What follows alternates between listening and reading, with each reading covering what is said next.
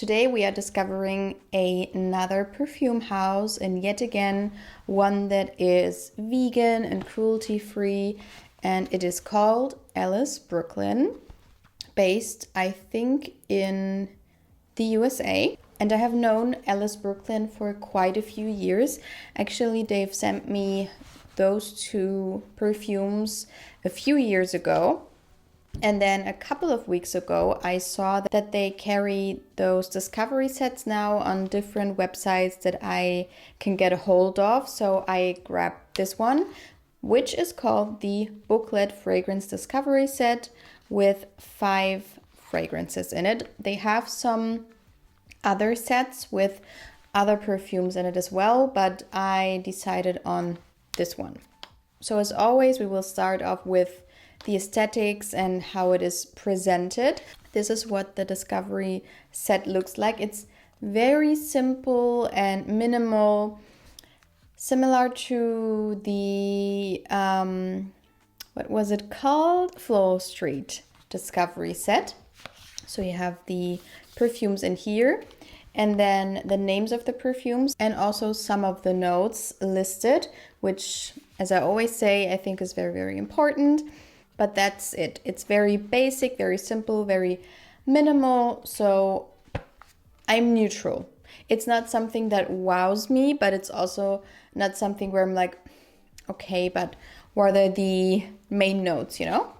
So in here we have Après, Bee, Myth, Salt, and Sunfruit. And I have Salt in my collection already. So this is the only one that I knew of before. The other ones are all new to me. So I'd say let's start off with this one, which is called Après, and I love this forest green color. So let's spray it on. I was so excited to try this one because it is quite hyped up, and a lot of people who are not into Ellis Brooklyn are into this one. And so I was very intrigued, and it is very, very nice, but to my surprise, it leans very, in my opinion, typically masculine. It says that the main notes are cedarwood, vanilla, and bourbon, and I can definitely detect all of those notes, but at first you get a very strong incense note, which is very nice and cooling. It has like a cool atmosphere about it. And then you get the vanilla with the wood.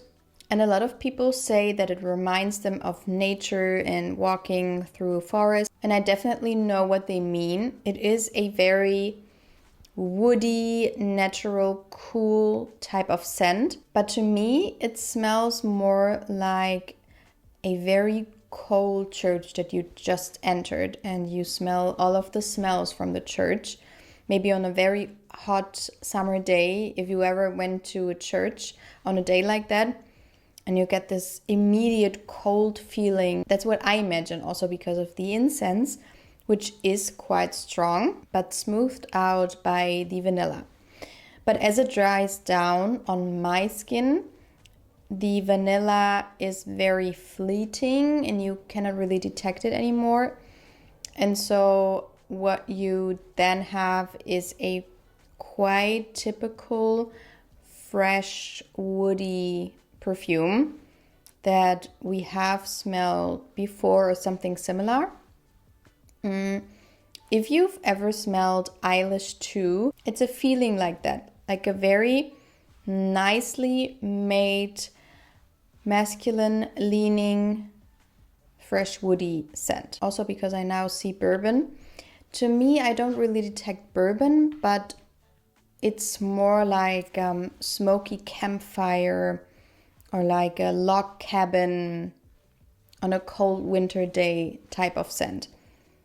I can definitely see that because it has this smokiness to it, this woody smokiness to it. And I have no idea if there is juniper berry in the perfume, but to me it's juniper berry heavy. I smell a lot of juniper berry. And this is a note that to me makes a perfume quite often much more interesting than without it, but also a lot more edgy, a lot more typically masculine leaning, if you know what I mean. So I'm not too sure about this one. I like it a lot. I think it's a great perfume, but I'm not too sure if I would wear it. Maybe I have to test it out in the fall and winter time. You know what? Now that I've smelled it again and again, I can detect some sort of alcohol that reminds me a little bit of Angel's Share. So it has the DNA in the background. It's very nice. The next one we have is called Bee, and it has honey, cocoa absolute, and dark rum as the notes listed. And I was so excited as well to try out this one because it looks so cute. And actually I have a lot of problems with honey in perfume, so I don't know why I was so excited about this one. But I am pleasantly surprised because a lot of people say, oh, it's like a straight up honey and you have to like real thick, sweet honey to like this one. The top note is a very vanillic, quite powdery, fresh honey type of scent, but also not thick and really sweet honey. It's more like a very fluffy, airy honey type of scent. But then it also gets this slight smokiness to it on my skin. And on my skin, it develops into something reminiscent of By the Fireplace by Margiela from the Replica line, which I love. But the scent from Replica is very strong and I cannot really pull it off too often. And this is what I wanted it to be because it has this sweet and smokiness to it. It's cozy and warm, but it's actually wearable and very smooth. It's rich, it's deep, it's quite creamy, like a honey vanilla gourmand. I'm so deeply in love with it. I like this one a lot. I cannot stop myself from smelling it, which is a very good sign, especially for a honey scent. It's just very special. If you would wear this perfume, I would just say you smell absolutely beautiful. It has this gourmand aspect to it, which is very yummy and delicious. But then again, it's smoothed out with a lot of other notes, maybe some florals in it as well. And it is actually on my wish list. The next one is Myth. And I think Myth is one of the most popular ones right now. And it has white musk, jasmine, and white cedarwood as the notes listed. And people say it smells very clean and fresh, but still special. I think someone said it's in the same realm as the skin scent by Clean. But to me and on me, it smells almost exactly like the Body Shop White Musk. If you know the scent and you've maybe worn it when you were younger, you will definitely see the similarities. It's very, very similar. I actually like it a lot. The thing is that Ellis Brooklyn is not a very inexpensive perfume house and the Body Shop is very inexpensive. So it's a little bit tricky because I can easily get a full bottle of the Body Shop for a lot less than Myth. But it has something that intrigues me. So if you do not know White Musk by the Body Shop, it is a straight up white musk scent. So it's very clean. It's not the extremely powdery musk. It has powderiness to it, but it's also very fresh and clean. It basically smells just like clothing that you just received from the dry cleaning. It's a fresh laundry type of scent, but it's the very smooth and almost creamy type of laundry scent and not the one that's too harsh. I keep on telling you the same things, but for me at least, a lot of those fresh laundry scents tend to lean very sharp and I get a headache from them. With this one, I do not. So I'm not too sure because I do detect the jasmine and it's the beautiful, creamy, elegant jasmine. And I also get some slight woodiness, but just on the background, which makes it a little bit more interesting than maybe the white musk from the Body Shop. I'm not too sure because I like it a lot, but it just reminds me so much of white musk. Okay, then we will skip on salt because I'm going to show you my full bottle, but we will continue with Sunfruit, also one that I was very excited for. So I was very excited about all of them, as you can see, but they all sounded so amazing. And I mean, you now see in my review, I like all of them until now. So Sunfruit is very fruity. It says it's with fresh fig, orange blossom, and vanilla, and it is definitely a fig scent. I don't really detect the orange blossom, and the vanilla, maybe. It's just very fruity in general and very sweet. It smells like a tropical drink or like a juice with pear and fig, maybe some pineapple. Very, very tropical. Slightly floral, and I smell a coconut, but it's not the annoying, very extremely creamy, sweet coconut. It's more like a fresh coconut that you just opened up. And what I like about this one is that in the dry down, it changes again. And on my skin, it smells like a very creamy citrus in the base. And I love creamy citruses. Thing is that most of them are very fleeting and do not last, and so it was very surprising to me that the dry down smelled like creamy citruses to me on my skin. I'm unsure because a lot of those very fruity perfumes are a little bit too synthetic and too harsh and too much for me. And this one is also not very shy, but it develops to something very creamy and beautiful and citrusy, which I like. So this is a maybe for me. Then let's continue with the full bottles that I have. So the first one is Salt, which was also in this discovery set. And as you can see, I still have mine in the packaging because I don't wear them.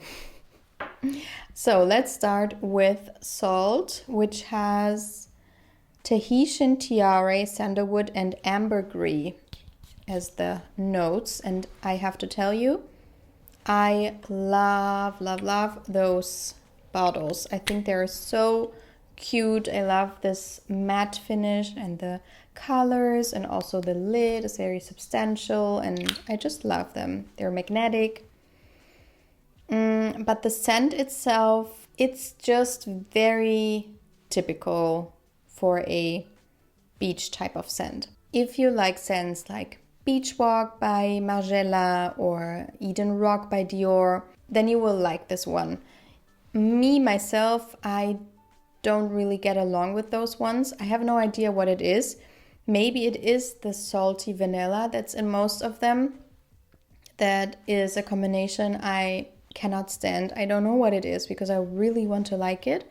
And it sounds so intriguing to have like a salt note mixed with other notes, but it's just too much. And I now know that I do not like tiare and flowers a lot of times. Every time I have a perfume, I'm like, not too sure. I look it up, not every time, but a lot of times, and it has tiare in it. So maybe it's a white flower that's just leaning a little bit too harsh on my skin and to my nose. But yeah, it's just something I do not like on my skin. I like the imagery that you get with those types of salty scents. It at first smells a little bit like you're standing in front of the ocean and you breathe in the fresh salty air, and then it dries down to something that smells like salt on your skin, as if you were just in the ocean, mixed with your warm skin chemistry. So it's a very nice thought and a very nice idea. It's just that on my skin, I do not tend to like it, sadly. And then we have Sweet, which I think is also one of the more popular ones.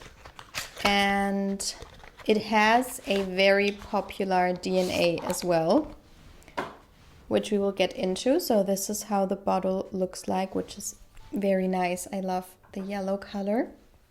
And let me spray it. The sprayers are not the best. So this is one where I am torn because it is a pear embred scent. And we have a lot of those scents. If you know which one is it, there's one from Ariana Grande, one from Juliette Hazegan, I think it's called Pear Ink. There are a lot of ambrette and pear combinations in perfumes nowadays. And this one to me was one of the first ones, at least I smelled. And the thing is that I think with both salt and sweet, there is a specific type of syntheticness to it, which I do not like to sniff or to have on my skin. The idea is so nice. I love ambrette. I love the note of pear, and together it should be the perfect combination for me. But with every perfume I've ever smelled that has this combination, it just smells very synthetic to me and just too harsh and too sharp. So I'm not too sure. However, now that I'm smelling it over and over again, I do think that it tends to lean a little bit more subtle and subdued and creamy in comparison to others. So for example, the Juliette Hazegan I tried over and over again and I just didn't like it on my skin.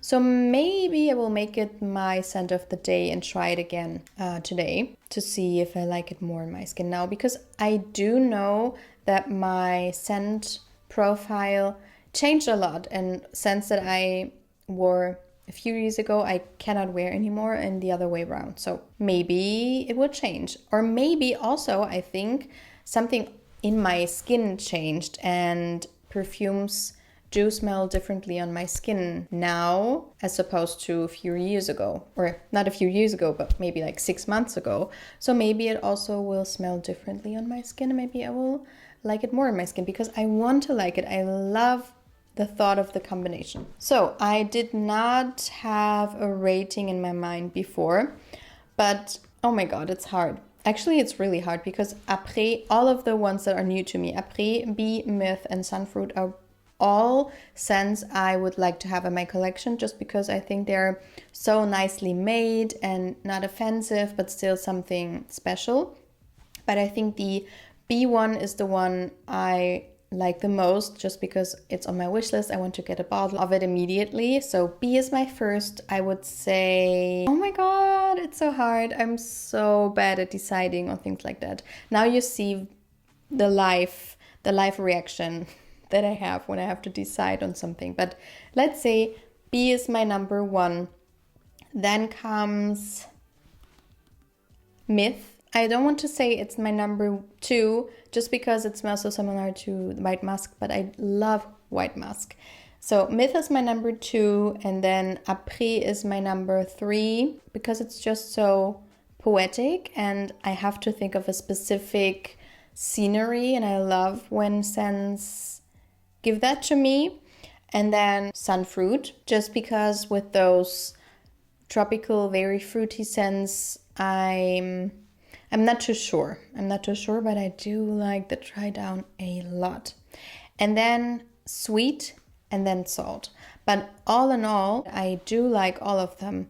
A lot of them have a very synthetic aspect to them, but still, they're not too sharp. A lot of times those very synthetic perfumes smell a bit too sharp and they give me a headache instantly, except for Salt, I'd say.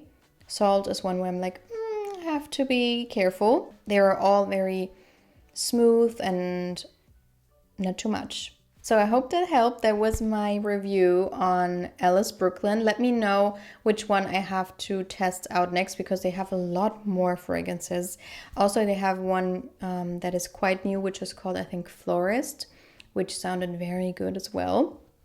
So I want to test out all of the perfumes. So let me know which one is your favorite. Let me know which one is your least favorite maybe. And I hope to see you in my next video. Bye bye.